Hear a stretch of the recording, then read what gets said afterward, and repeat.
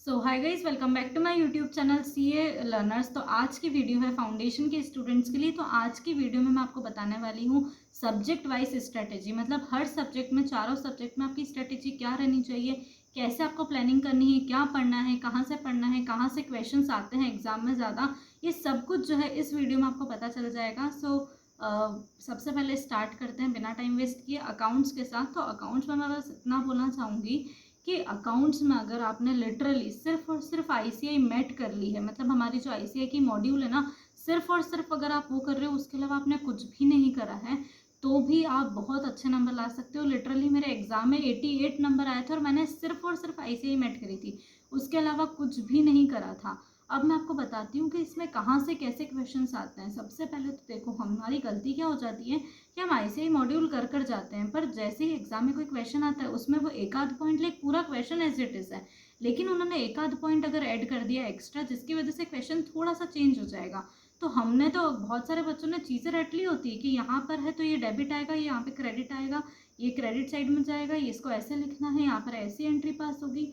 तो उन लोगों के लिए यहाँ पे बहुत दिक्कत हो जाती है। और जिनके कंसेप्ट क्लियर होते हैं ना, वो भले कितने ही एक्स्ट्रा पॉइंट्स आ जाए, वो एक्स्ट्रा पॉइंट्स भी ऐसे नहीं कि आउट ऑफ द बॉक्स, वो किसी और क्वेश्चन का पॉइंट है जो कि किसी और क्वेश्चन में मर्ज कर दिया है बेसिकली, या फिर कोई दो चैप्टर के क्वेश्चन से अलग अलग उनको साथ में मर्ज करके दे दिया। ऐसा कुछ क्वेश्चन अगर आईसीआई ने बना लिया तो आप लोग वहाँ पर उसको सॉल्व नहीं कर पाते हो। फिर आप बोलते हो कि पेपर के पता नहीं कहाँ से आ गया, आईसीआई मेट का क्वेश्चन था तो भी हमसे नहीं हो पाया।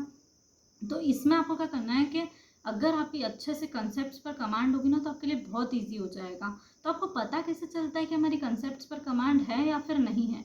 तो इसके लिए आप क्या कर सकते हो कि जैसे एक ही कंसेप्ट बेस्ड पर अगर कोई दो क्वेश्चन है, तो एक आप उसको देखे देखे सॉल्व करो, मतलब देख कर करना है और समझना है क्योंकि यहाँ पर ऐसा हुआ तो क्यों हुआ। आपके मन में नेक्स्ट क्वेश्चन जब आप देखो तब आपका ये उठना चाहिए कि डेबिट हो रहा है तो क्यों हो रहा है, क्रेडिट हो रहा है तो क्यों हो रहा है, और ऐसी एंट्री पास हो रही है तो क्यों हो रही है। हर चीज़ के लिए यहाँ पर 80% करा है, यहाँ पर 70% करा है, तो क्यों करा है।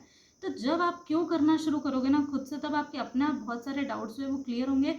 और आप जब किसी एक डाउट को क्लियर करने के लिए, लाइक मैं क्या करती थी कि किसी एक में मैं फंस गई, मुझे वो अंदर डाइजेस्ट नहीं हो रही है चीज़, तो मैं अलग अलग 10 क्वेश्चन देखती थी कि उसमें तो ऐसा हुआ था तो इसमें ऐसा क्या हुआ। फिर मैं देखती थी कि अच्छा इन क्वेश्चन में ये डिफरेंस है। तो जब आप ये करने की कोशिश करते हो ना, तो भले ही टाइम ज़्यादा लगेगा आपको, लेकिन आपकी 10 चीज़ें अलग अलग क्लियर हो जाती है। तो यही पढ़ने का सही तरीका होता है कि हर चीज़ पर आपका क्वेश्चन होना चाहिए कि क्यों ये हुआ, तो क्यों हुआ। फालतू के हमको क्वेश्चंस नहीं पूछना है, ये मेन क्वेश्चंस पूछना है। और जब तक कोई चीज़ डाइजेस्ट नहीं हो पा रही है ना, आपको गले से उतर नहीं रही अंदर, हम बोलते हैं, तब तक उसको छोड़ना नहीं है और उसको कोशिश करनी है कि हाथों हाथ हम अपने डाउट को सॉल्व कर सकें। उसके लिए आप अपने फ्रेंड से कांटेक्ट बना कर रखो, अपनी फैकल्टीज से कांटेक्ट बनाओ, जो हो सके उसके लिए सब करो। यूट्यूब एक्सप्लोर कर लो, पूरा सब कुछ करना है उसके लिए, ठीक है।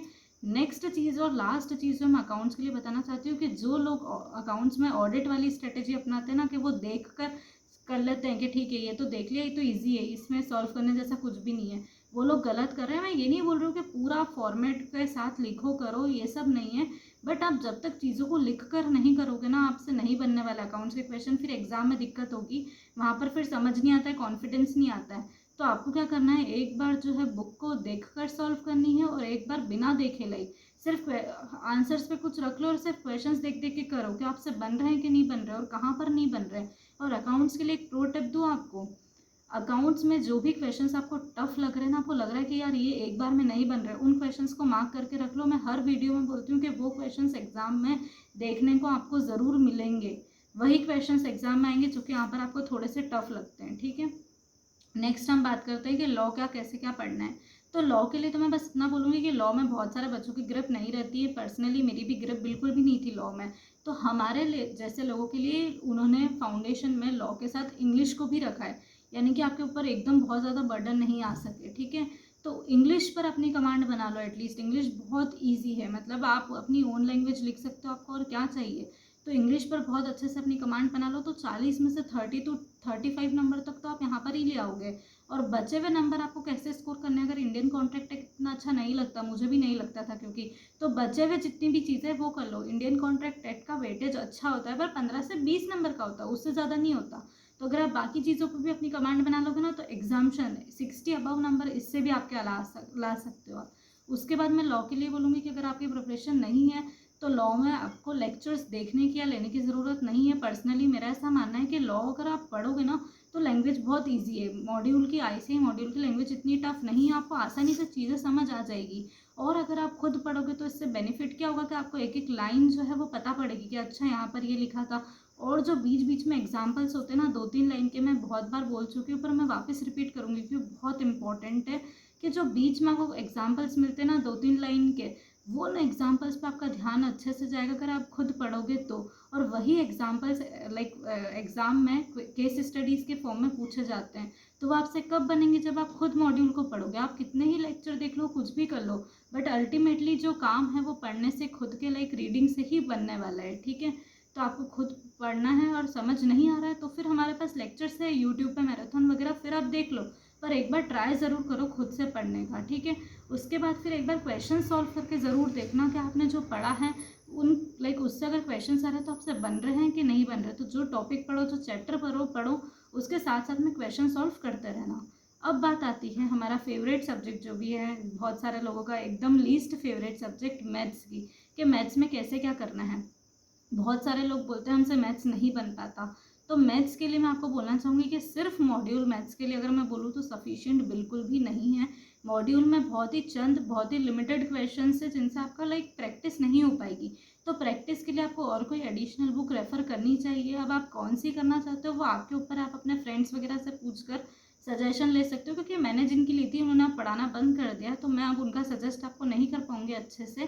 तो आप अपने फ्रेंड्स वगैरह से पूछ सकते हो। आप अगर आपने किसी के लेक्चर्स लिए तो उन फैकल्टी की भी बुक आप रेफ़र कर सकते हो अपने प्रैक्टिस के लिए। तो जितना ज़्यादा प्रैक्टिस करोगे उतना काम बनेगा मैथ्स के लिए। बस एक ही प्रो टिप है, अगर आपको मैथ्स में कंसेप्ट समझ नहीं आ रहे हैं तो सबसे इम्पॉर्टेंट मैथ्स में वही होता है कि फॉर्मूलेस को समझना, उनको लर्न करना। ठीक है, तो वहाँ उसके लिए आपको लेक्चर्स देखना भी ज़रूरी है अगर आपको समझ ही नहीं आ रहा है तो। उसके बाद आप जितने तरीके के क्वेश्चंस देखोगे ना उतनी ज़्यादा आपकी कंसेप्चुअल क्लैरिटी बनती रहेगी। अब बहुत सारे लोग हैं जो चाहे कितनी भी कोशिश कर ले उनकी मैथ्स पे इतनी अच्छी कमांड नहीं बनती है। तो उन लोगों के लिए ही तो है स्टैटिस्टिक्स और एलआर। ठीक है, आप वो चीज़ें कर सकते हो, वहाँ पर अपनी कमांड बना सकते हो। तो मैथ्स पर फिर अगर आपके एवरेज नंबर भी आता है तो वो चल जाएगा। उसके बाद मैं मैथ्स के लिए बोलना चाहूँगी कि जितना हो सके ना मैथ्स में रिटन प्रैक्टिस करो, और जिन क्वेश्चंस की आप रिटन प्रैक्टिस नहीं कर पा रहे हो उनको एटलीस्ट कैलकुलेटर पर सॉल्व कर देखो, क्योंकि रिटन प्रैक्टिस भी ज़्यादा ज़रूरी है। कैलकुलेटर पर आपके से उसके आंसर बन रहे हैं कि नहीं बन रहे, क्योंकि वहाँ पर एमसीक्यूज आते हैं ना। तो अगर आपकी कैलकुलेटर पर लाइक सॉल्व करने की अच्छी लाइक वो रहेगी तो जितना जल्दी हो सके आप उस क्वेश्चन को सॉल्व करने की कोशिश करो, तभी आप वहाँ पर पूरे पेपर को अटेम्प्ट अच्छे से कर पाओगे। मैंने 1 घंटे में 70 क्वेश्चन मैथ्स के अटेम्प्ट करे थे, आप मान सकते हो। और फिर अगले घंटे में मेरे को 30 क्वेश्चंस को करने में ही पूरा 1 घंटा लग गया था, क्योंकि वो 70 क्वेश्चंस वो थे जिन पर मेरी बहुत अच्छे से कमांड थी। तो उन्होंने ही मेरे को ऑलमोस्ट पास करा दिया था। लाइक फर्स्ट घंटे में मैं एग्ज़ाम में पास हो चुकी थी, और सेकंड घंटे में मैं उन 30 को भी करने की कोशिश कर रही थी कि यहाँ पर भी मेरे अगर बन सके तो मैं हो सके उतना कोशिश कर रही थी वहाँ पर भी। ठीक है, तो आपको भी वही स्ट्रेटेजी से करना है, और उसके लिए आपको कितनी प्रैक्टिस करनी होगी आपको पता है। सो रोज़ डेली बेसिस पर मैथ्स पढ़ना शुरू कर दो अगर अभी तक नहीं पढ़ रहे हो तो। उसके लिए उसके बाद फिर इकोनॉमिक्स के लिए मैं बोलना चाहूँगी कि इकोनॉमिक्स के लिए आईसीआई मॉड्यूल बेस्ट है और सफिशिएंट है बिल्कुल भी। उसके अलावा आपको बिल्कुल भी देखने की ज़रूरत नहीं है। इको के लिए जो लाइक कंटेंट रहता है हमारा चैप्टर्स का, वो रेफ़र करो, वो अच्छे से पढ़ लो, और उसके पीछे के जितने भी बैक के क्वेश्चन है वो सॉल्व कर लो। एमसीक्यूज के लिए वो सफिशिएंट है, वहाँ से आसानी से काम बन जाएगा। उसमें आपको इतनी दिक्कत नहीं आएगी, क्योंकि 11th 12th वगैरह सब में हमने पढ़ रखा है। तो फाउंडेशन का इको सेम ही है ऑलमोस्ट, 11th 12th जैसे ही है। थोड़ा बहुत एडिशनल हो सकता है, लेकिन ईगो में मेरा ऐसा मानना है कि आप लोगों को ज़्यादा दिक्कत नहीं आएगी। सिर्फ मॉड्यूल रेफर कर लो, ठीक है। और जितनी हो सके उतनी कंसेप्ट पर तो उसकी भी कमांड होनी ही चाहिए, बट ईगो में लर्न करने वाला ज़्यादा रहता है। तो चीज़ों को ध्यान रखो तो हो जाएगा, काम बन जाएगा। ठीक है, तो अगर आज की वीडियो आपको पसंद आई हो तो वीडियो को लाइक करना ना भूलें, चैनल को सब्सक्राइब करना ना भूलें। और आज की वीडियो में जैसे कि आपने देखा होगा कि मैंने इंडिविजुअल सब्जेक्ट्स की आपको स्ट्रेटेजी बताई कि कैसे पढ़ना है, किस सब्जेक्ट को आपको किस तरह से लाइक रेफरेंस करना है। पर अगर आप ये जानना चाहते हो कि किस सब्जेक्ट को कितना टाइम में कवर करना चाहिए, कौन से चैप्टर्स पहले करने हैं, कौन से बाद में करने हैं, सब कुछ अगर इन डिटेल जानना है तो उसके लिए भी मैं एक सेपरेट वीडियो बना दूंगी, पर आप लोगों की डिमांड पर। अगर आप लोगों को चाहिए तो ठीक है, तो मुझे कमेंट्स में ज़रूर बताना कि चाहिए या फिर नहीं चाहिए, और आज की ये वीडियो कैसी लगी आपको, क्योंकि इसमें मैंने अपना एक्सपीरियंस आप लोगों के साथ शेयर करा है। अगर इसके साथ आप काम करोगे ना तो आपको काफ़ी आसानी होगी। सो थैंक्स फॉर वॉचिंग और बाय।